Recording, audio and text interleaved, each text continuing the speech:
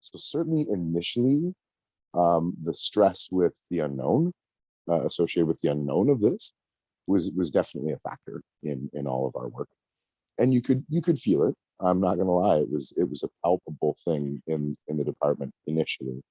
But as information came in and as the global response kind of kicked in, we got more information, we became more knowledgeable, and we adapted our procedures. If you think about how it is now dealing in wave 3, where we're seeing the most COVID activity that we've seen in the pandemic, is there anything that you've observed about how that's changed, whether it's what you do or that general anxiety level? Yeah, I think, well, we're all first dose vaccinated, or the vast majority of us are. So that certainly provides another level of security of person. So that is a factor. But our volumes have definitely gone way up. And it used to be in the initial, kind of in the initial stages of this, it used to be that we would see a lot of elderly, a lot of long-term care residents coming in to the department. And now the thing that has really surprised me is seeing that age drop. So I might be ordering a person to X-ray, or somewhere, and these people are in their 40s, they're in their 30s, some of them, they're younger than that. So that has certainly been a bigger psychological challenge, because now it's not just something that's happening to a certain age demographic, it's across the board, and we're really seeing that, with children too sometimes. When you kind of reflect back over the course of the pandemic and now into the third wave, what makes you most proud about both the work you do and the team that you work with?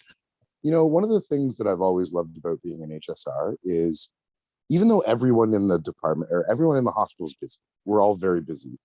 HSRs tend to have a few extra minutes of time to interact with a patient. So, if I'm going past the room and changing the garbage, I can take a couple of minutes to say hello. And so that's something that I've always appreciated in my specific department.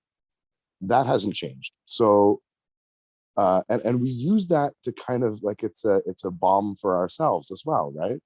If we can have a little laugh with a patient, or just a moment of levity with someone, then it eases that tension for a lot of different people.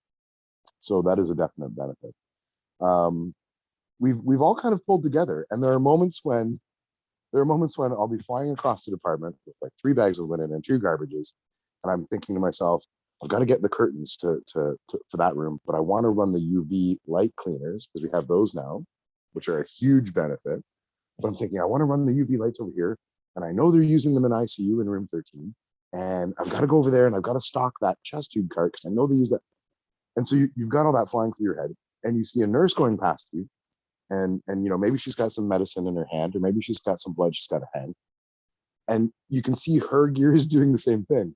And there can be these brief moments where, like, you catch that happening in each other, and like, we're gonna get through this, and you have that brief moment of, like, you throw that line out, and there's that kind of like moment of acknowledging our humanity, acknowledging our stress. Is that how you manage? Because you must have your own anxieties, right? That's kind of how I try to do it. My parents are in their 70s now. I'm very close with them. They're just across town. And so my number one concern through this entire thing was, I didn't want to be a vector for them. I don't want to be a vector for anybody, but my parents, of course, were top of that list. So that's always been in the back of my head, is that amongst the people that I associate with and that I love, I'm probably going to be the riskiest person to be around. And that has nothing to do, I mean, like, I'm wearing all my PPE and everything. It's just the nature of that kind of being that close to it. So that stress has been in my head. And the funniest thing, I'm pretty good. I'm pretty good at analyzing my own feelings and thoughts. But when I walked out of the vaccination clinic after getting my first dose, I was really surprised by the relief. Like, I took a moment walking down the hall, and I actually like, I kind of, anyone who knows me knows that I cry easily. But I missed it. Like just walking down the hall, I got misty in the eyes, and I realized then how much the concern had been bothering me. But yeah, I'm a funny guy, so I try and get people laughing.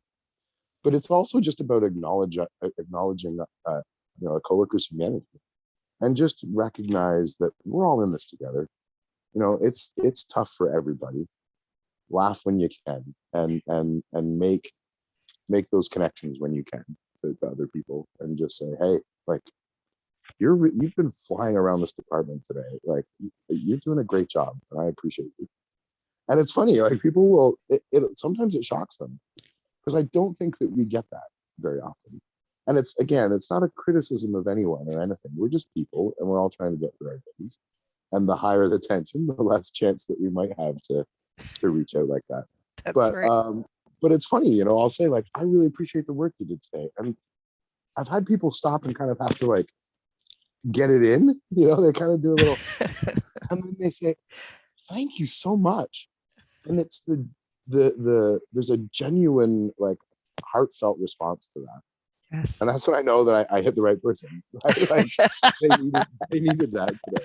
Yeah. Well, Darren, let me Yeah. say you're doing a great job, and thank you for doing this with me today. Well, thank you very much. And it's Okay. always great to hear. So thanks, Catherine.